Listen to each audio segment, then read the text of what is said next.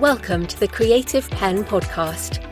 I'm Joanna Penn, thriller author and creative entrepreneur, bringing you interviews, inspiration and information on writing craft and creative business. You can find the episode show notes, your free author blueprint and lots more at thecreativepenn.com, and that's pen with a double N. And here's the show. Hello creatives, I'm Joanna Penn, and this is episode number 857 of the podcast, and it is Sunday the 5th of April 2026 as I record this. In today's show, we're talking about editing, specifically self-editing, how to find and work with professional editors, as well as beta readers, specialist readers and sensitivity readers, some thoughts on editing for audio, and how do you know when your editing is finished. These are chapters from my How to Write a Novel audiobook, written by me and narrated by human me. So that is coming up in the main section of the show. In writing and publishing and craft things, over on the Indie Author podcast, Matty Dalrymple talks to Robert Lee Brewer about poetry. And I always love delving back into poetry. It keeps the craft fresh when you get bogged down in long books, which take a lot of time and which is what most of us write. You have to hold a lot in your head and across various documents, and whole big books can be difficult. So over the years, I've done various poetry workshops and I always find them refreshing. So this is a good interview to kind of go back to some of the craft basics around words. A few things that I thought were interesting. Poems can be built entirely around sound or a single image. So an author might begin a piece simply because a sentence sounds poetic and the words bounce off each other nicely. Or an author might be inspired by a single image and observed while out for a walk and build a poem trying to capture it. Or that might also be a single emotion in a single moment.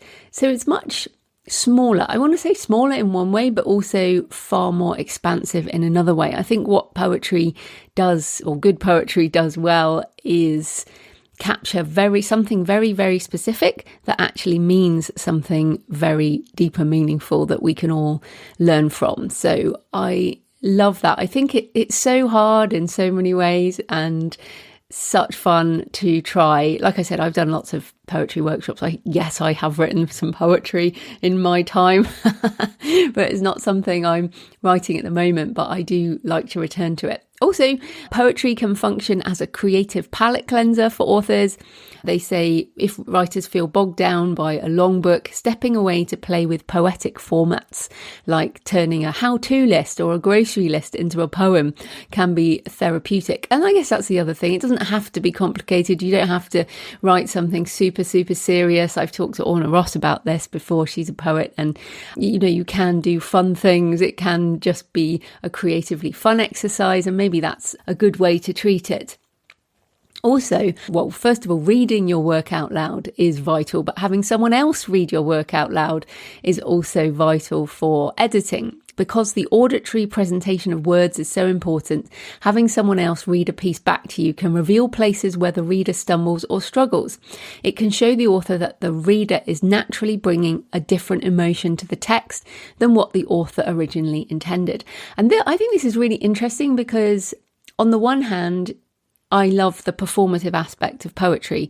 We need, as longer work authors, to practice more of this. So reading our work aloud or performing our work, or even if you're going on a podcast or you're doing professional speaking, we need to turn on the performance and make our words resonate with readers. And if you've been to a spoken word poetry night or poetry slam, it is artistry, and that performance of words, obviously good rap music as well has similar vibes, but as with poetry, not for everyone, of course.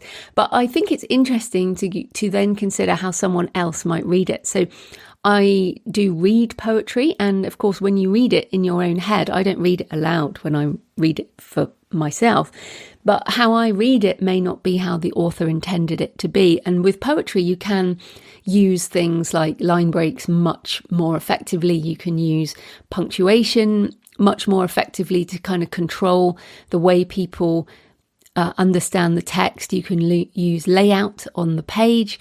So there's lots of things that are really interesting about the craft of poetry in terms of the words and the layout and the language. So yes, that is over on the Indie Author, INDY Author, with Matty Dalrymple. Great show. And if you want to listen to poetry and have it deconstructed for you, my friend Mark McGuinness, who's been on this show a number of times, has a podcast called A Mouthful of Air, which is wonderful. So you can find that wherever you're listening to this. And then in marketing things, over on the Written Word Media podcast, Ricky Wollman talks to a publisher of regional magazines about how to get your book featured in local media without a publicist. And this is very useful as many authors want to get on local media, and it can lead to getting stocked in bookstores, speaking events, selling books in person and more. So first of all, don't send a generic "please feature my book" email. Explain why that specific magazine or newspaper or outlet or podcast, for example, explain why readers care. And it is not about you, it is about them. You would not believe how many pictures I get here at the Creative Penn, which are, "I published this book and I want an interview."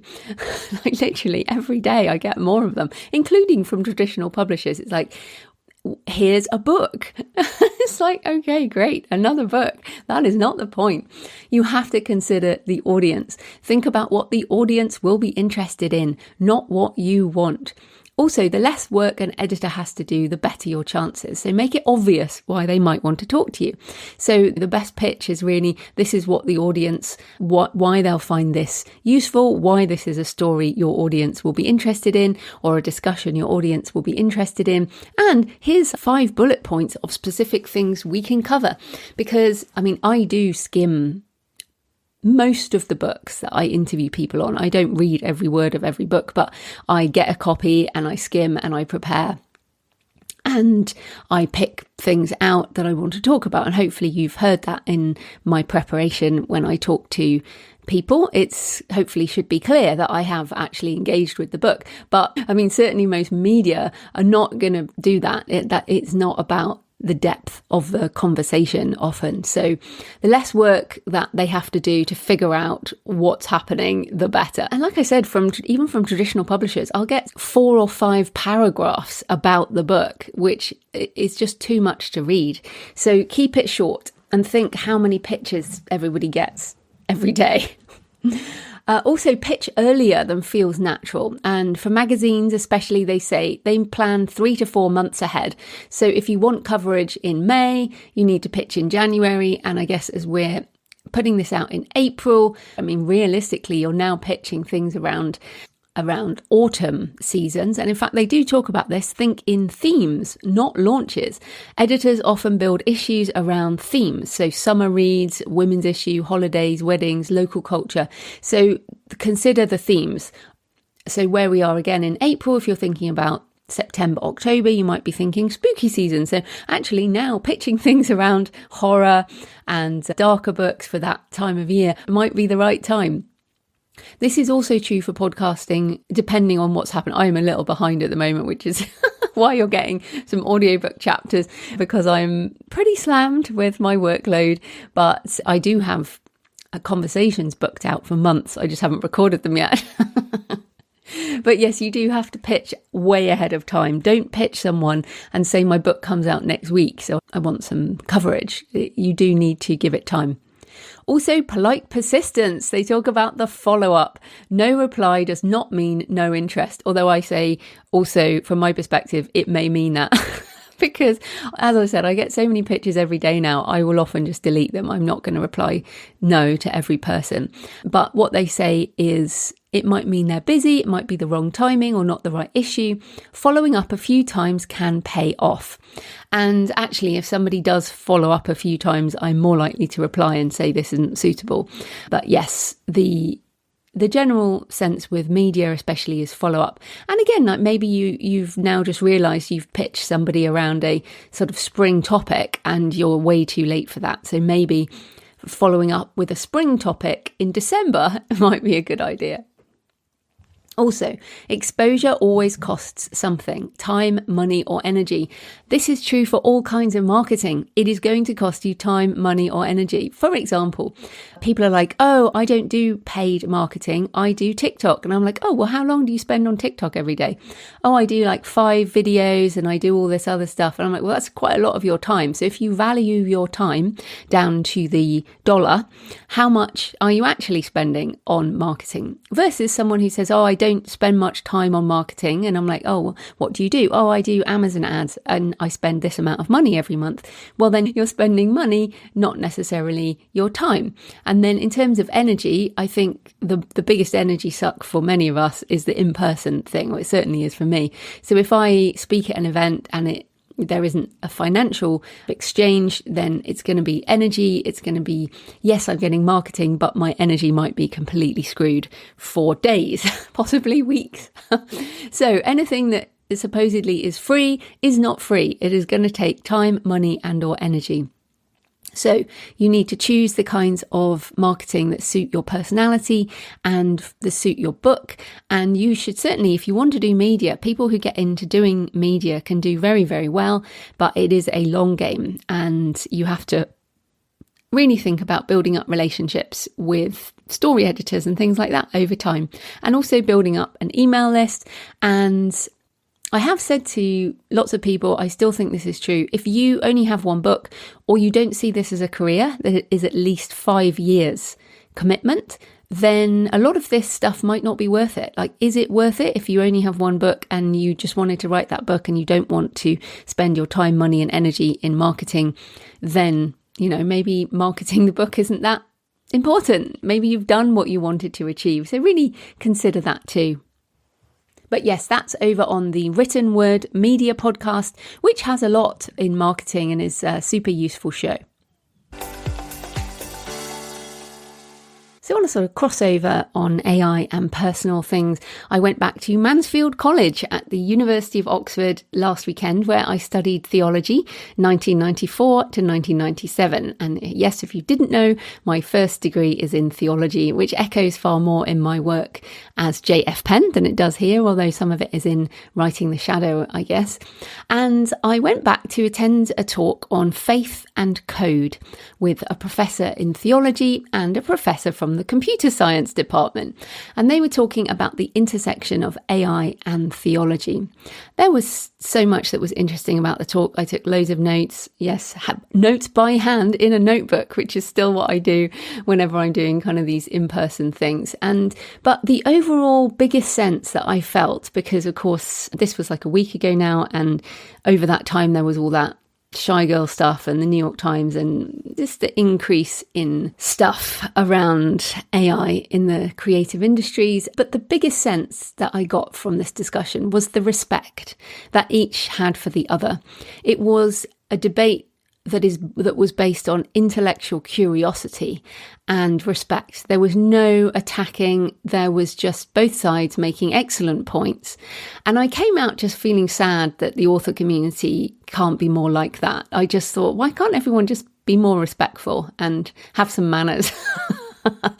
Because theology and faith and art and writing and beauty, all of these things can sit alongside technology, and we can be interested in both in different ways. And I say this as someone who is now deeply into Claude Code. So Claude Code, for if you don't know, Claude Code writes code, but you don't have to talk to it in code. You just write in English and it builds things for you. And so I've been digging into how I can automate much of the back end of the publishing process. For the first time, we really do have proper agentic AI now. This is a system that does work for you. And at the end of the day, I'm a one-person business, and I love researching, I love creating, I love the writing, I like editing. I want to create more as J.F.Penn and Joanna Penn. Human Me also does this podcast. And what else does Human Me love to do? I mean, the main things I love to do are the most creative things. But boy, there's a lot that is admin. around the back end of the publishing process. The business itself is not that complicated, but it is very repetitive once the book is done. And as the backlist grows, and I have a big backlist, and many of you I know have a big backlist, there is so much busy work in the per book tasks, the same tasks done over and over and over again per book. So most of us love the creative side. That's why we're here. We want to do all the creative stuff, but all the other things. So I've been building skills and processes for creating EPUBs and updating EPUBs. I mean, even if you just think about updating the back matter of EPUBs, if you have a huge backlist, I mean, it's just a big deal. I've been coding a translation pipeline, which this week I went through with some translators, and really happy with that. Once my proof of concept is kind of finished, I will be sharing that with my patrons, or I'm actually thinking of doing a sort of advanced AI webinar or something for people who want to do this kind of more advanced stuff.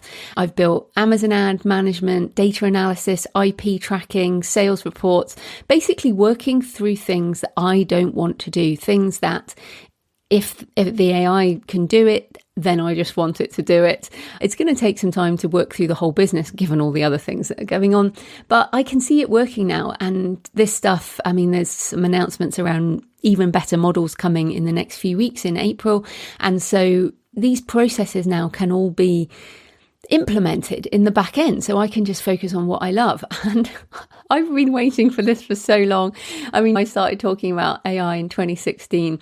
It is now 2026. I've been waiting a decade. And of course, I know people who are much more technical than me who've been creating these types of automations and things before now, but now you don't have to be technical. You can, they call it vibe coding. You can just talk to it by typing in English or dictating or whatever, and it will build stuff.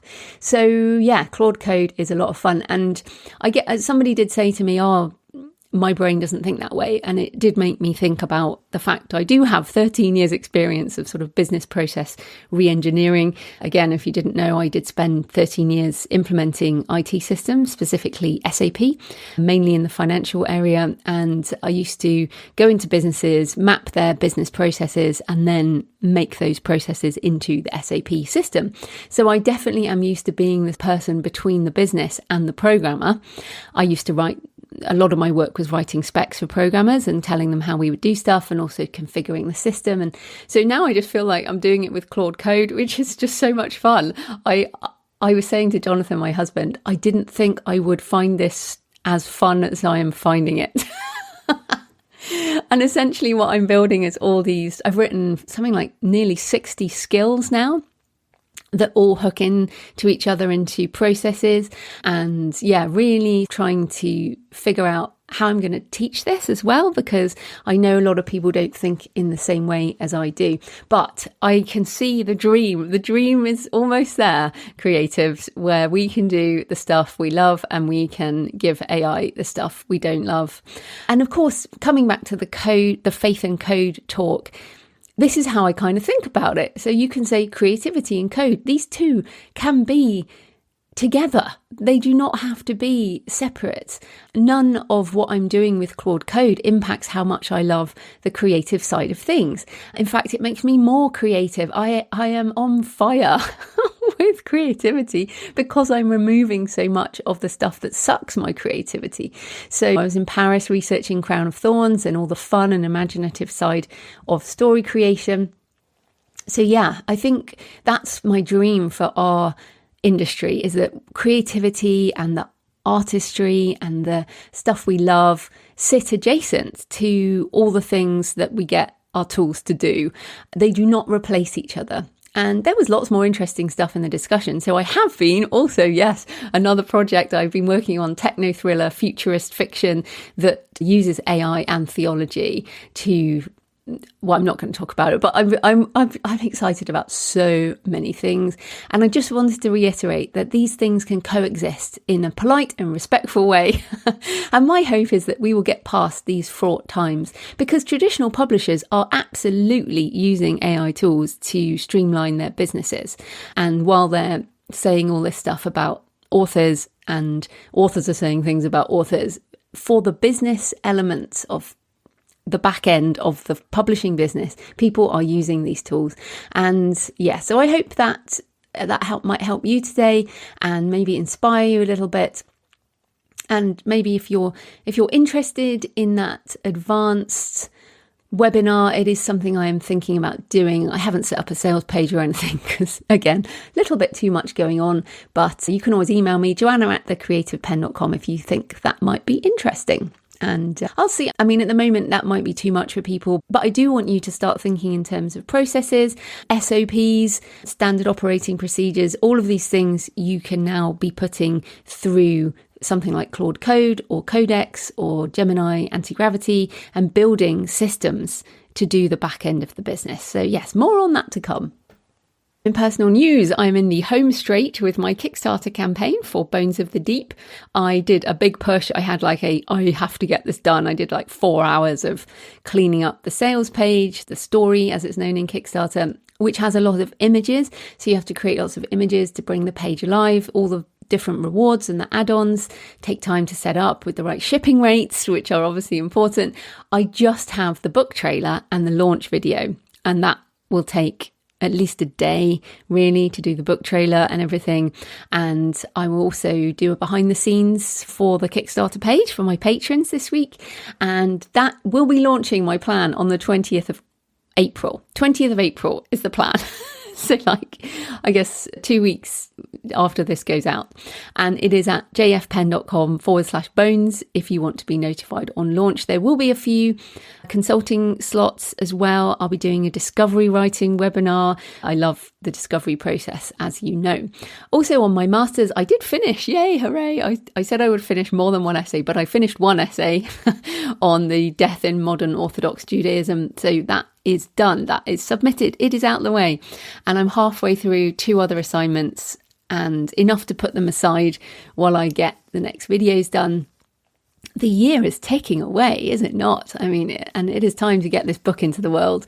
Then back to my dissertation, which I'm reading some really fascinating things on. I've talked a bit about this. I'm doing digital necromancy and how our digital remains are used after our death. I think you're going to be shocked. I will be talking about this. You're going to be shocked about what is essentially legal to be done with our digital remains after we die, and how little there's no right to privacy for the dead and all of this kind of thing. So as authors and people who put stuff out into the world all the time, I think it's really interesting to research this. So I'll be back on that as well later. Got a lot of open loops at the moment, that's for sure. So thanks for your emails and comments and photos this week. Melanie said, thank you for introducing me to Matt Cardin, and the connection to J.F. Martell is a convergence. I love the podcast Weird Studies and your book on writing the shadow. Thank you, Melanie. And Matthew Rell sent a video out walking, misty forest and mountain, said, I love listening to the Writing at the Wellspring episode as I walk in the Pacific Northwest. Any podcast about writing in ancient Greece and one's daimon is 5 stars. Yes, absolutely. And Writer Lass 5924 on YouTube said, fantastic interview, very apt for me as I've been struggling with writing to market and finding it tough, to the point that I fear some days I'm losing myself as a writer. Oh, by the way, you don't need to write to market. That's, some people do and others don't. I definitely, as J.F.Penn, I do not. Let's just say that. Writer Lass says, I read Elizabeth Gilbert's fantastic book, Big Magic. It is a great book, Big Magic. Time for a reread along with Matt's book to get me back in touch and give me courage to write what I am inspired to. Yes, you can write to market, absolutely. But I feel like writing to market is a technique for when you are writing for income primarily. I don't think that's a bad thing at all. I think it's amazing. If you want to write to market, you're going to make more money. But most of us are writers because we are inspired into various ideas. And some of those might hit the market and others may not. And I found as J.F.Penn, I don't tend to hit the market, but I have a lot of fun. But you could say as Joanna Penn, I do, because you guys are my market and I know what I'm interested in. So that's what I do with my nonfiction. And So Simple 3585, also on YouTube, says, great interview. At Matt's mention of cosmic horror, I was reminded that the other core fear it evokes is the idea that to the vast eldritch forces in Lovecraftian type stories, we are tiny and irrelevant. Humanity is not central, not protected, and is not even particularly noticed by the universe. That's why it's essential to balance this kind of gloom with Hitchhiker's Guide to the Galaxy and a large G&T. Thank you for that. And it's so interesting because I love the Lovecraft, the eldritch forces and the cosmic horror. I read those books too. But it's so funny because I don't find being tiny and irrelevant a fear. I find it a comfort. And that comes across in much of my work, the sort of the comfort that being insignificant is. Because therefore, why not just go for a walk, or why not just curl up with your cat on the bed and read a book? And in fact, that is what I did yesterday. I curled up with Cashew and finished Wild Dark Shore, which is a fantastic book by Charlotte McConaughey. I think that's how you pronounce it. But essentially, it is a really good book and will make you feel small and insignificant, and you'll love it. I think you will. If you don't, put it down. No need to carry on reading books you don't like, but I loved it. And it's funny, I've seen it around and I downloaded a sample ages ago and I just didn't pick it up at all. And then my friend Rachel Heron recommended it. And so I trust Rachel. And so I picked it up again and I did indeed love it. So yes, there's my book recommendation today. That's Wild Dark Shore. Okay, so please leave a comment on the podcast show notes at thecreativepenn.com or on the YouTube channel, or email me, send me pictures of where you're listening or any thoughts, or pictures of your favourite cemetery or churchyard, Joanna at thecreativepenn.com. I love to hear from you. It makes this more of a conversation. And today's show is appropriately sponsored by Pro Writing Aid, since we're talking about editing, and they have a spring sale running until 13th of April, offering 25% off all annual licenses, as well as story editing credits for manuscript analysis, marketability analysis, and virtual beta reader reports. Because however you choose to publish, whether you go indie or you want a traditional deal, you need to make your book the best it can be. And it is absolutely one of my must-use tools in my writing process. I use it to go through my first draft before printing, and then again after I redo the edits before I send to Kristen, my human editor. So Pro Writing Aid knows all the rules of editing and helps you apply them. And of course, you can choose not to make the changes as you like. It helps with making your writing more active, finding repeated words, finding words and sentences you could improve, adding sensory detail, sentence structure, grammar and punctuation, typos, spacing and more. It suggests improvements, but of course you don't have to use them all. It also has that useful set of reports. So why use software to help you? Why don't you just learn all the grammar and writing rules and apply them yourself? Well, we all use tools to improve our process, and we're also often blind to our writing issues. It helps to have another pair of eyes, even if the eyes are software. So won't an editor do all this? Well, yes, they can, but I'd rather pay my editor to fix the things the software can't.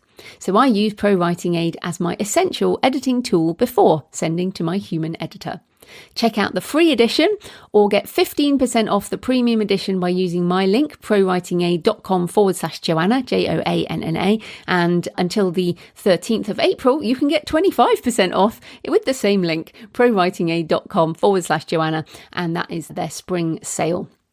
So this type of corporate sponsorship pays for the hosting, transcription and editing, but my time in creating the show is sponsored by my community at patreon.com/thecreativepenn. Thanks to the 9 new patrons who've joined over the last week, and thanks to everyone who's been supporting for months and years. If you join the community, you get access to all my backlist videos and audio covering writing craft, author business and AI. And I did actually go through a bit of how I'm using skills in my last Q&A. The Patreon is a monthly subscription, the equivalent of buying me a black coffee a month or a couple of coffees if you're feeling generous. So if you get value from the show and you want more, come on over and join us at patreon.com, patreon.com/thecreativepenn. Right, let's get into editing. And remember, these chapters are excerpted from How to Write a Novel from Idea to Book, written by me and human narrated by me. You can get the book in all formats from my store, creativepenbooks.com, and also on every other store, or order from your local library or bookshop. Let's get into it. 5.1 Overview of the editing process. Books aren't written, they're rewritten. Michael Crichton. Thomas Hardy's Tess of the d'Urbervilles is a classic of English literature.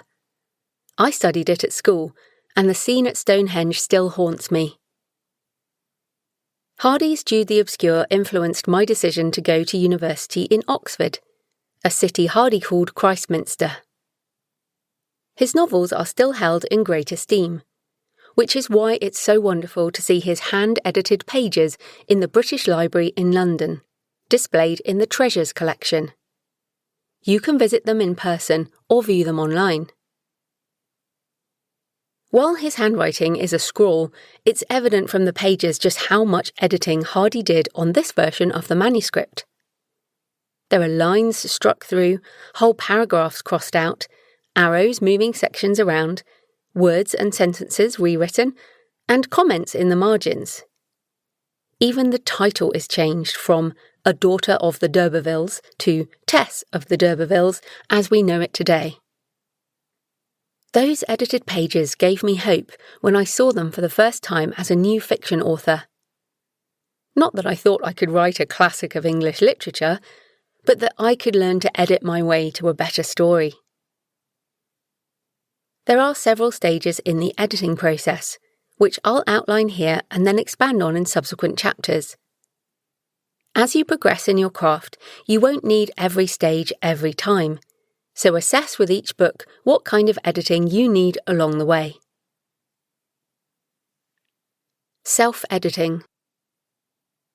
The self-editing stage is your chance to improve your manuscript before anyone else sees it. For some authors, this stage might mean rewriting the entire draft. For others, it involves restructuring, adding or deleting scenes, doing line edits, and more. Developmental or structural edit. An editor reads your manuscript and gives feedback on specific aspects, character, plot, story structure, and anything else pertinent to improving the novel. It is sometimes described as a manuscript critique. You will receive a report, usually 10 to 15 pages, with notes on your novel, which you can then use in another round of self-editing. While this is not always necessary, it can be a valuable step, and something I appreciated particularly for my first novel when I had so much to learn. Copy editing and line editing. This is the classic red pen edit, where you can expect comments and changes all over your manuscript. This edit focuses on anything that enhances the writing quality, including word choice and phrasing issues, grammar and more. Some editors split this edit into two, and there are differences between what this edit is called between countries. For some editors, a copy edit includes only attention to grammar and correctness, while a line edit focuses on improving and elevating sentences. Be clear about your expectations and that of your editor up front. You will usually receive an MS Word document with track changes on, as well as a style guide or style sheet and other notes, which you can then use to make revisions during another self-edit. This is the most expensive part of the process, as editors usually charge per 1,000 words based on the type of edit you want. If you need to cut your story down by 20,000 words, then do it before you send your manuscript for a line edit. Beta readers, specialist readers, and/or sensitivity readers. Some authors use different types of readers as part of their editing process. Beta readers are often part of the author's community and are certainly fans of the genre. They read to help the author pick up any issues pre-publication. Specialist readers are those with knowledge about a topic included in the story. For example, a volcanologist read specific chapters of Risen Gods to check that the details about volcanic eruptions were correct. Sensitivity readers check for stereotypes, biases, problematic language, and other diversity issues. You will usually receive comments or an email with page numbers or chapter numbers, or sometimes an MS Word document with track changes, which you then use to make revisions. Many readers provide services for the love of helping their favourite author with a novel and are mentioned in the acknowledgements, but there are some paid services for specialist and sensitivity readers. Proofreading. Proofreading is the final check of the manuscript pre-publication for any typos or issues that might have been introduced in the editorial process. For print books, this can include a review of the print proof with formatting. You should only fix the last tiny changes at this point. Don't make any major changes this close to publication, or you may introduce entirely new errors. Do you need an editor if you intend to get an agent and a traditional publisher? You will go through an editorial process with your agent and publisher, but if you want the best chance of getting to that stage in the first place, it might also be worth working with an editor before you submit your manuscript to an agent. Look for an editor who will help you with your query letter and synopsis as part of their edit. Questions. What types of editing might you consider for your manuscript?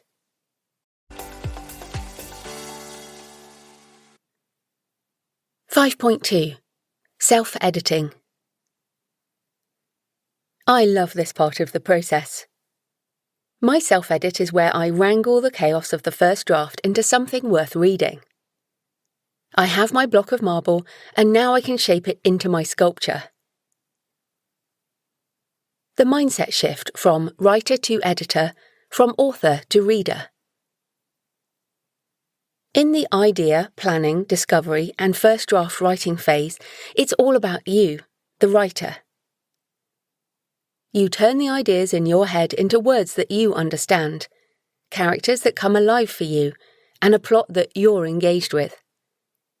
In that first rush of creativity, you can banish critical voice and ignore any nagging doubts. But now you need to switch heads. That's how I prefer to think about it, but you might consider it as changing hats or changing jobs, anything to help you move from the creative, anything-goes first draft writer to the more critical editor. There is one overriding consideration in this shift. As Jeffrey Deaver says, the reader is God. With the editing process, you need to turn your story from something you understand into something a reader will enjoy. Writing is telepathy. It connects minds across time and space. You are listening to these words, and the meaning flows from my brain into your brain, but only if I craft the book well enough. The same is true of your novel. Yes, of course, you want to double down on your creative choices and make sure you achieve everything you want to with your story. But you also need to keep the reader in mind as you edit, because the book is ultimately for them. Will your story have the desired effect on the reader? What might help improve their experience? How can you make sure that they are not bored or confused or jolted out of the story? What will make them read on and, at the end, close the novel with a sigh of satisfaction? My self-editing process. At the end of the first draft, I print out my manuscript with 2 pages to each A4 page, so it looks more like a book. I put it in a folder and leave it to rest. You need fresh eyes for your edit, and this resting gives you some emotional distance. In On Writing, Stephen King suggests leaving a manuscript to rest for at least 6 weeks. While that is a great idea if you have the time, most authors work to deadline, whether externally set or their own timetable. Many authors, including me, are also impatient. I love this first self-edit, and as I'm still crafting the story as a discovery writer, I usually rest the manuscript for a week or two. I schedule blocks of time for editing in my Google Calendar, and, when not in pandemic times, I go to a cafe when it opens first thing in the morning. I put on my Bose noise-cancelling headphones and edit by hand with a black ballpoint pen from page 1 to the end. I usually manage 10 to 20 pages per editing session of a couple of hours each, but it will depend on the amount of restructuring I need to do. I scribble notes in the margins, draw arrows to move paragraphs around, write extra material on the back of the pages, or add where I need to write more later. I change words, rewrite and delete lines, and pick up any issues around lack of sensory detail, character problems, and more. You can see an example of a page at thecreativepenn.com/hand edit. Some pages end up a mass of black, others are relatively clean. But in this first hand edit, no page goes untouched as I hone my manuscript into something closer to my creative goal. You can edit on a computer or a tablet or whatever else works for you, but at least change the font or the spacing or something to make it a different experience to reading the first draft. Most writers have a tendency to either overwrite or underwrite, and so will either need to cut words or add words at this stage. I'm in the latter camp, so I usually have to add scenes or deepen characters or theme at this point. Once I have hand-edited the whole manuscript end to end, I make the changes in my Scrivener project. I change the colour of the flags along the way and, as ever, I back up the session. When all the changes have been made, I print the complete manuscript again and read end to end and edit as before. This time it's usually a lot cleaner and there may only be a few things to fix in each chapter.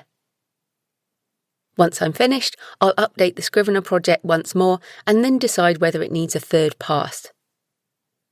Mostly 2 full end-to-end hand edits are enough for me these days, but sometimes I'll do a third or go through specific chapters one more time. This messy editing process is fun for me, and it's hugely satisfying to see my story come to life. What to focus on in the self-edit. Some authors will go through the manuscript multiple times, focusing on different elements with each pass using the aspects covered in Part 3 and Part 4. For example, they'll do an edit based on character and dialogue, followed by another pass for plot, then theme, and so on. Personally, I try to keep the reader in mind and focus on the story as a coherent whole.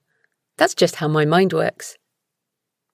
I jump from fixing a plot issue to deepening a character to adding foreshadowing and so on as I read and edit.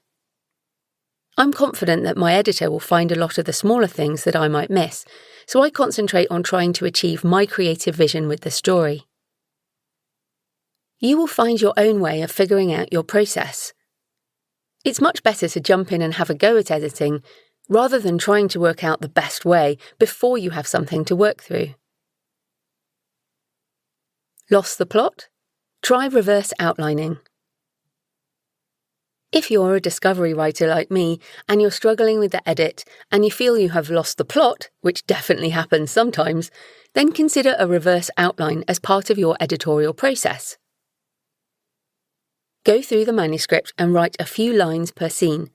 Include character, plot points, conflict, setting, open questions and hooks, and any other notes. This will help you step back and hopefully see the entire story from a high level. Then you can dive back into rewriting each chapter. Read the book out loud or use a text-to-speech reader to do it for you. Many authors read their book aloud end to end, which is a helpful step once you've been through any major rewrites.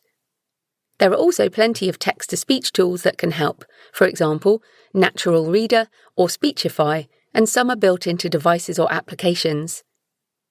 MS Word includes a Read Aloud tool in the Review tab. This will also help you edit for audio, as you'll hear issues you can't see on the page. Editing for audio. Audiobooks are a huge growth market, and many readers will listen to your book rather than read it, so it's a good idea to consider editing with audio in mind at this stage. Here are some tips. Watch out for repeated sounds. The editorial process will usually catch repeated written words, but similar sounding words can hit the same audio note in narration. You might not notice them in the text, as they are spelled differently. The words you, blue, tattoo, and interview all start and end with different letters. They look different on the page, but they strike the same audio note when read aloud. In the same way, repetition can work if you have a point to make, but sometimes it just jars the listener if it is overused.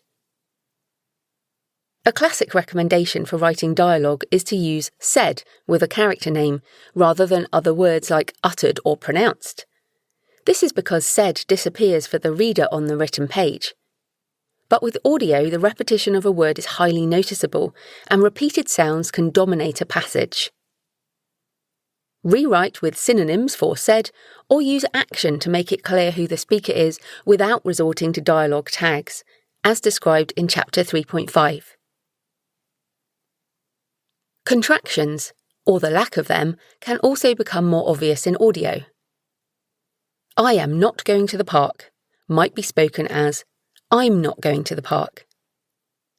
When we type dialogue, it is often more formal than the way someone speaks, so check if you can contract it in your edit. Accents can be an issue with fiction narration. There are plenty of narrators who do a straight read, but if there are accents within dialogue, make it clear where the character comes from. Make sure the narrator knows about the accent choice up front, otherwise you might not like it in the finished audio. Remember my friend whose novel had an Irish character narrated like a comedy leprechaun instead of the soft lilt she had in mind? Don't confuse the reader.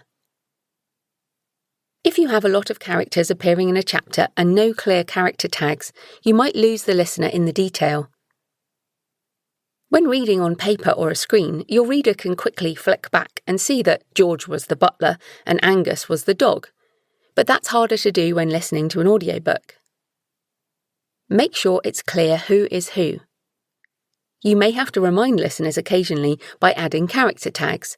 For example, Angus ran alongside the canal could become Angus the golden cocker spaniel ran alongside the canal. For more on audiobooks, check out my book, Audio for Authors, Audiobooks, Podcasting and Voice Technologies. How many drafts do you need? The word draft means different things to different authors. Some only apply this term to a complete rewrite end to end, while others will shift paragraphs around, change some lines, add a new scene, and call that a new draft. Nora Roberts said in a blog post on her writing craft, "I work on a 3-draft method. This works for me. It's not the right way or the wrong way. There is no right or wrong for a process that works for any individual writer. Anyone who claims there is only one way, or that's the wrong way, is a stupid, arrogant bullshitter. That's my considered opinion." I love Nora's no-nonsense approach, and she is right that there is no single correct process. You have to find your own. But beware of comparing what you call a draft to what another writer calls a draft. It may be something completely different. Use editing software. Once I finished my hand edits and updated the Scrivener project, I used Pro Writing Aid on the manuscript. It integrates with Scrivener, so I open my project and go through each chapter. Pro Writing Aid picks up passive voice, repetitive words, commas and typos, suggests rephrasing, and even picks up culturally problematic language. Yes, these are the type of things that an editor will pick up, but I want to hand over a manuscript that is as clean as possible so my editor can focus on other issues. I don't make all the suggested changes, but it certainly helps improve my writing and I learn as I go through. You can even create your own style guide so you spell things the same way throughout. This is also a good chance to check typos according to the version of English you want to use, or any other language. I'm English and based in the UK, but when I published my first novel, I received complaints about typos from my readers, who were mainly in the USA. These were not typos, they were just British spelling. I decided to use US English in my books because US readers complain about UK spelling, but non-US readers will rarely complain about US spelling because they are used to it. You can set Pro Writing Aid to the type of English you want to use, and if you specify this later, your editor can pick up on word usage rather than typos, for example, using the term flashlight instead of torch. You can find Pro Writing Aid at thecreativepenn.com/Pro Writing Aid. You can find my tutorial on how to use Pro Writing Aid at thecreativepenn.com/Pro Writing Aid tutorial. When is your self-edit finished? You will be utterly sick of your manuscript by the end of the self-editing process. You have read your words so many times you can't see them clearly anymore. You are so over the whole thing that you want to forget the book altogether. If you don't feel this way, you probably haven't self-edited enough. When you really feel you can't do any more, it's time to work with a professional editor. If you are putting off the end of self-editing, then remember that nothing is ever perfect. You can edit forever if you keep obsessing over changes and going over and over the same material. If your self-edit goes on too long, consider whether perfectionism is holding you back. Set a completion date and hold yourself to it. Questions. Have you set aside time for your self-editing process? Have you printed out the manuscript or created a new version with a different font so it looks different to the original? Have you shifted your mindset from writer to editor? Do you know what you want the reader's experience to be? How will you keep them in mind as you edit? How does your self-editing process work? What tools can you use? Is the reader's journey through the book as clear and easy as possible? Have you achieved your creative goal for the story? Or at least made it as far as you can at this point? How will you know when the self-edit is finished? How can you balance doing the best you can with avoiding perfectionism? Have you taken this self-editing process as far as you can? Are you ready to work with a professional editor?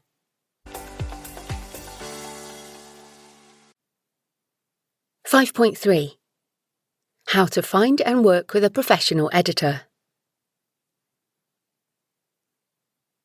If you want your book to be the best it can be, then working with a professional editor is the next step. An editor's job is to take your manuscript and help you improve it through structural changes and story development, line edits, suggestions for new material or sentence refinement, and so much more. Different kinds of editors can help you in different ways, from constructing the overarching story to eliminating the final typo. In my experience, good professional editors are well worth the investment, as they help improve your book and your craft, especially in the initial stages of your writing journey. They have read so many early-stage manuscripts that they understand the most common problems and know how to help you fix them. Some experienced authors only use proofreaders for their novels, but personally, I still work with a professional editor on every book, and I learn something every time. I am a superfan of editors. How to find a professional editor. Consolidation in the traditional publishing industry over the last decade has resulted in many more editors working as freelancers, so authors have a wealth of professionals available for hire in every genre. You can find lists of approved editors through author organisations. The Alliance of Independent Authors has a list of partner members, many of whom are editors. You can also use author marketplace Readsy. Many editors use content marketing to find clients, for example, blogging about editing tips, writing books on editing, or appearing on podcasts.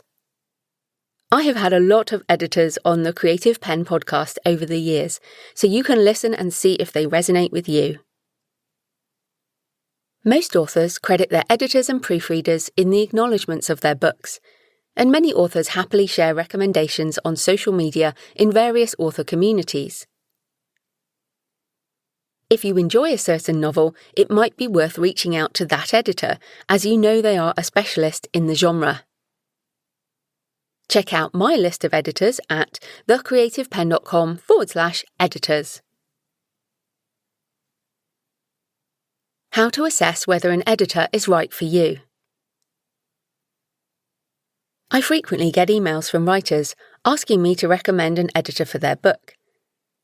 But finding an editor is like dating. You have to do it yourself, and it's likely that you will try a few before you find your perfect match. You may also change editors over your writing life as your craft develops and your needs shift, and that's completely normal too. Make sure the editor has experience in and enjoys your genre. You don't want a literary historical fiction editor working on your YA paranormal romance or your hard sci-fi adventure. Ensure that the editor has testimonials from happy clients, and check directly with a named author if you have doubts. Some editors will offer a sample edit for one chapter. This helps both parties decide whether working together is appropriate. The editor can assess what level your manuscript is at, and you can decide whether their editorial style is right for you. How to work with an editor. When you engage an editor, you will receive a contract with a timeline and a price for the work. You agree to deliver the manuscript on a particular date and will usually pay a deposit, especially if this is the first time you're working together. The editor agrees to deliver the edits back on a certain date and also to keep your manuscript in confidence. You can avoid issues later by communicating expectations up front, so if you have questions about the editing process, ask before you sign a contract.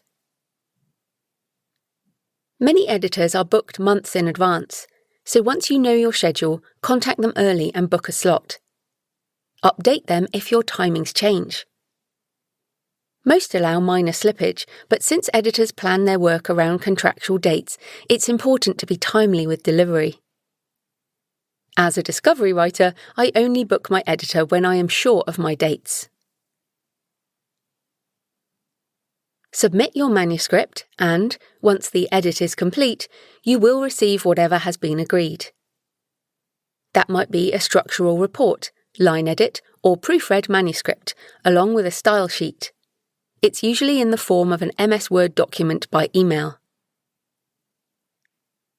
Some editors may offer a call to discuss, but I have never spoken to an editor as part of my process.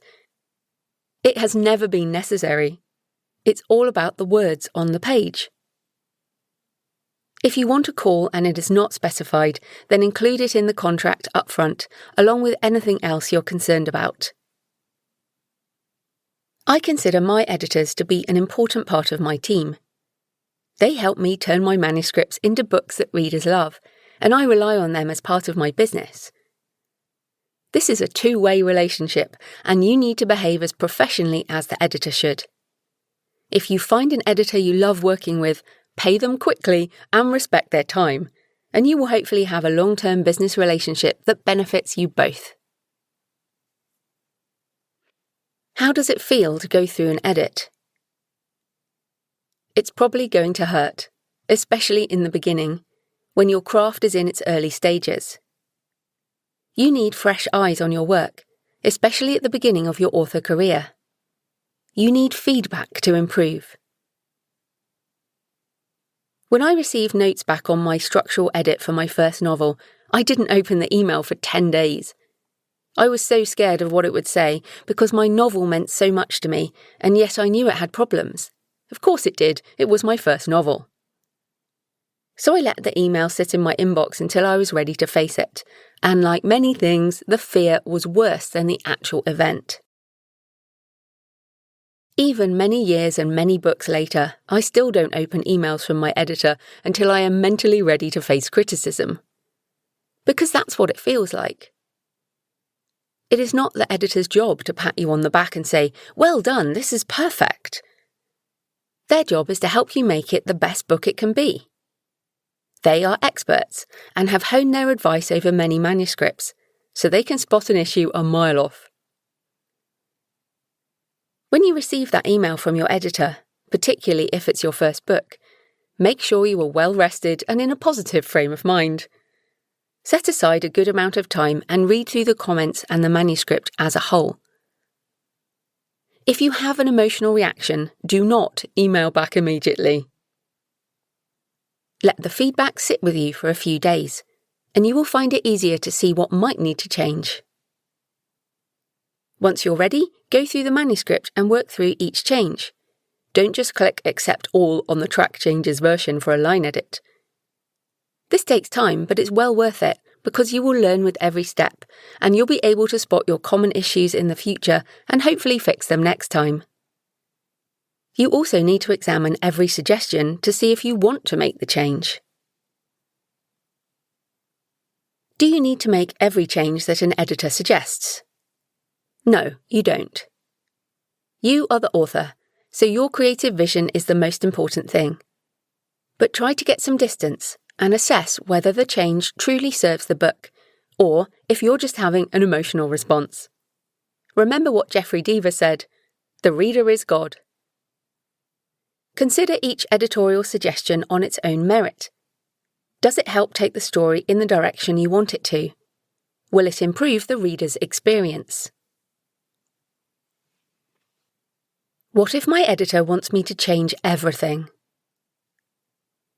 Perhaps they are not the right editor for you. The editor should not fundamentally change your story or alter your creative vision.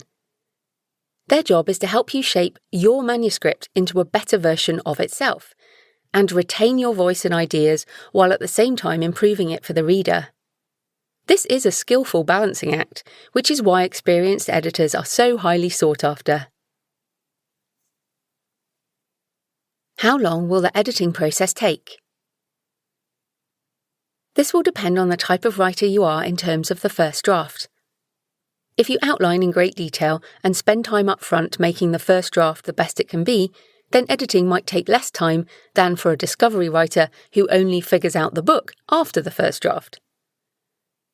The more books you've written, the more you understand how to shape a novel, the more you can write a clean draft, so editing speeds up.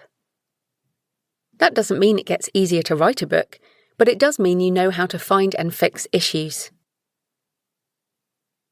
It will also depend on the length of the book. A 50,000-word romance with one protagonist will be a faster edit than a 150,000-word sprawling fantasy with multiple point-of-view characters. It will also depend on your experience, so don't compare your editing time to someone who has written a lot of books. Give editing the time it needs. You want your book to be the best it can be. But also remember Parkinson's Law, which I discussed in Chapter 4.7 on writing the first draft. Work expands so as to fill the time available for its completion. This law also applies to editing. Set your deadline and schedule your editing time accordingly. Don't book a professional editor until you've been through at least your self-editing process, as it may take longer than you think. How much does an editor cost? This will depend on the type of edit, your genre and word count, how experienced you are as a writer, and how much experience the editor has. Editors usually quote a range on their website, and you can also email and ask for a more detailed quote based on your manuscript length and sample. Every dollar I have spent on editing has been worth it as an investment in my writing craft and the quality of my finished novels. Although my requirements are different now, I continue to use editors and proofreaders for all my books. The more eyes on your novel before publication, the better it will be on launch. What if you have a tight budget? When I started out as a writer, I had a day job and I saved up for the editorial process. It was an investment in my craft and a possible future creative career. If you already have or intend to set up a business as a writer, then you can offset the cost of editors against any profits. But when you're starting out, you can't necessarily see that far ahead. If you're on a tight budget, then find or set up a writers' group with others in your genre and work through one another's manuscripts. You might also have other skills you can barter for editing services, but remember that bartering is subject to tax in many jurisdictions, so don't assume that it is free. What if my editor steals my ideas or my manuscript? This is a common concern of new writers who think that editors might run away with their book and make millions with their idea. But don't worry, editors are professionals. They work within a contractual framework that protects both parties. So make sure you are happy with the contract before you sign it. If you are really worried, you can register your copyright before you send the manuscript to anyone else. While it is not legally necessary to register copyright, it exists the moment the work is created, there are registration companies in every country that can provide peace of mind. Just search for copyright registration within your territory. Will I need different editors when I'm further along in my writing journey? Yes. As your craft and experience improves, you will likely work with different editors. You might also choose to use a new editor for a different genre, or work with recommended professionals to take your craft to the next level. Questions. How will you find a professional editor and validate that they are the right one for you? How will you work with your editor so you are both happy with the process and the result? How can you prepare yourself mentally for receiving feedback and line edits? How can you reframe the experience as positive and learn for next time?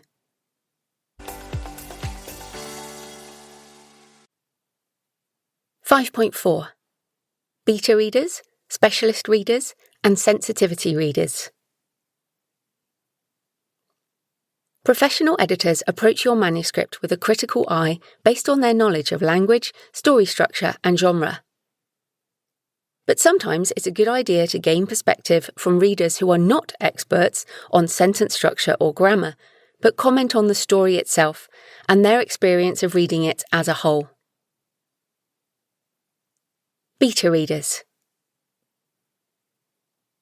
Beta readers are a trusted group of people who evaluate your book from a reader's perspective before publication. The term comes from the software industry, where early versions are tested in beta before being released to the public. While there are some paid beta reader services, many authors find people from their existing readership or from among genre fans in the writing community. Authors usually thank their beta readers in their acknowledgements. Specialist readers. Specialist readers are experts on a particular topic who read with their expertise in mind. This might be a police officer who checks a crime novel or a physicist who reads for a science fiction author. Sensitivity readers. Sensitivity readers check for cultural and diversity issues, lack of or cliched representation, and insensitive, inauthentic, or uninformed language, characters, or situations. This type of feedback can help an author before publication and can be particularly useful if you're tackling more controversial topics. It can also be valuable when reviewing older manuscripts if you want to republish a new edition, as gendered language has changed, as well as the need for representation, diversity, and inclusivity. While some criticise sensitivity reading as a step towards censorship, most authors want to make their books the best they can be and ensure the reader experience is excellent, whatever the genre. Being a fiction writer is also about empathy, with our characters and with our readers, so improving our ability to write about diverse characters is important. However, authors cannot be experts on what it's like to experience every race or religion, every body type or disability or mental health issue, or understand every country or culture. Feedback from different kinds of readers can help us write better stories, and it is the author's choice whether to implement suggestions in the final manuscript. Do you need all these types of readers? No, you don't need any of them. Or you can choose to use some of them for different books, depending on the need. It's up to you and your agent or publisher if you choose to go that route. At what stage in the editorial process should you use these types of readers? The book should be as close to the final version as possible. These people are reading with fresh eyes. If they read again later, they can never approach the story with such an open mind. Most authors will send the manuscript to a select group of readers after the main editorial revisions, but before the proofread. Some authors with more developed careers even use their team of beta readers instead of editors at different stages of the process. What should you provide to readers? Provide the manuscript in the format the reader prefers. This could be an MS Word document or PDF. Many established authors use BookFunnel, which allows you to create a version that can be read on any reading device or phone.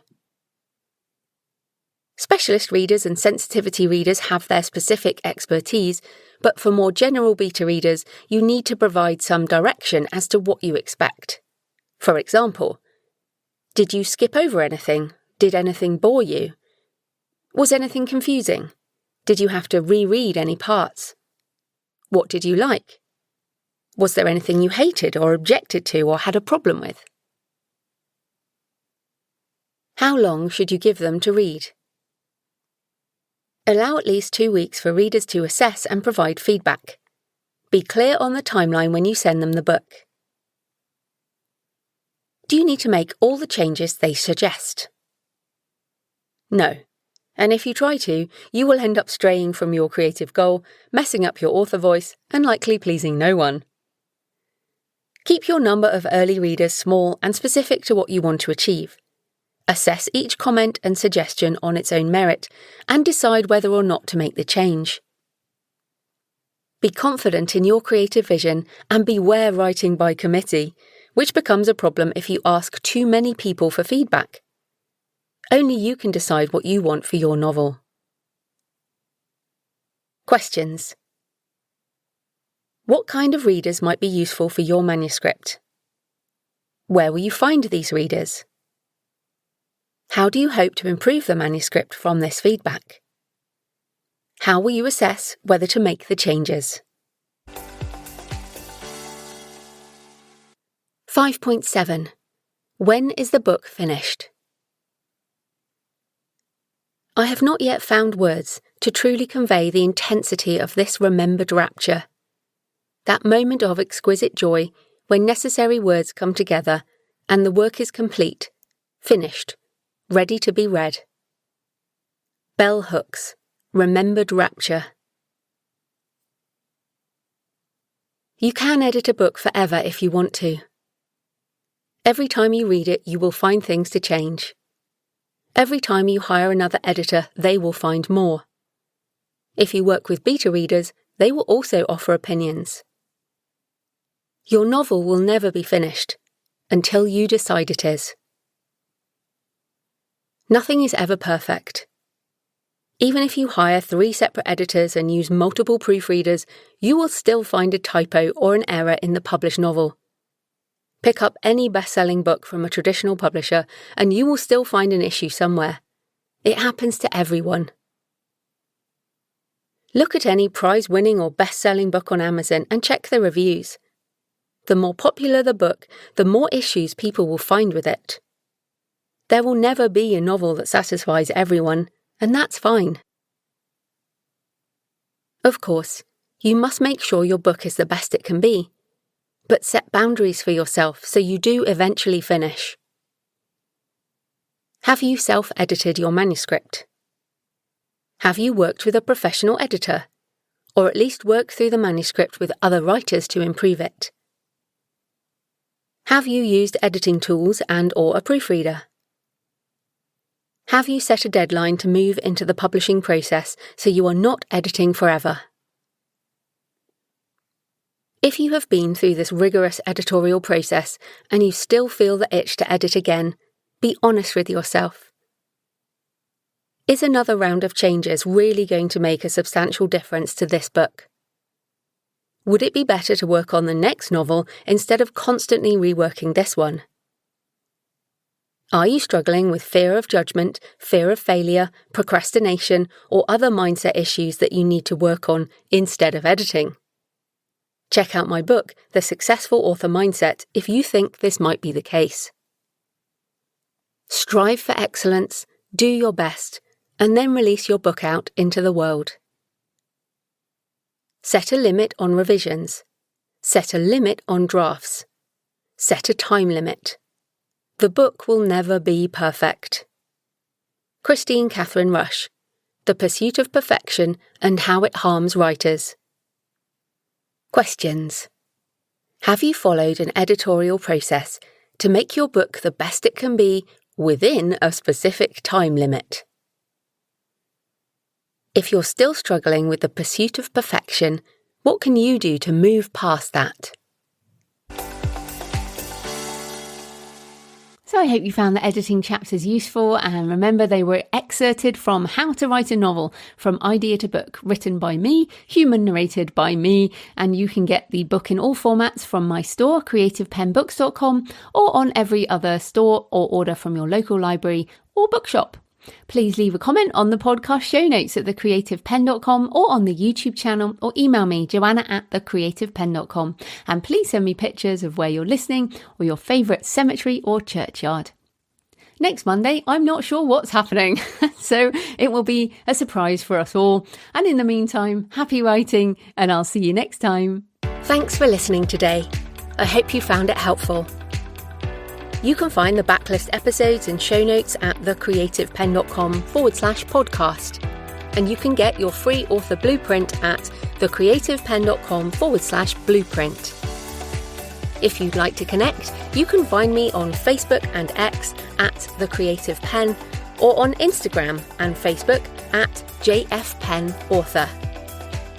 Happy writing, and I'll see you next time.